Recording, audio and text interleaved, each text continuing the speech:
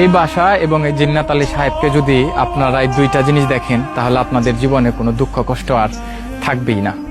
ওনার পরনে যে জামাটা দেখতে পাচ্ছেন মনে হয় যে এই জামাটাই ওনার শেষ সম্বল। আর ওনার যে ঘর, এই ঘরের থেকে ভিতরের অবস্থা থেকে যদি আপনাকে বাহিরে মাটিতেও থাকতে দেয় তাহলেও মনে হবে যে আপনি যেন পৃথিবীর সেরা সুখী মানুষ। ওনার বিছানাটা দেখলে আপনি একদমই অবাক হয়ে যাবেন।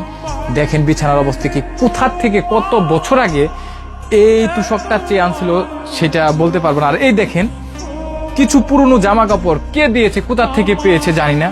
একটা এখানে গুরুত্বপূর্ণ কথা হচ্ছে উনি কিন্তু ভিক্ষা করে না, কারো কাছে হাত পাতে না, খুবই পরিশ্রম করে সেই কোনাবাড়ি যায়। উনি জীবিকা নির্বাহ করে 2 থেকে 3 দিন পর কোনাবাড়ি থেকে কলা এনে কিছু টাকা বিক্রি করে লাভ হয়, সেই টাকা দিয়ে এত কষ্ট, হ্যাঁ সেই টাকায় খায়।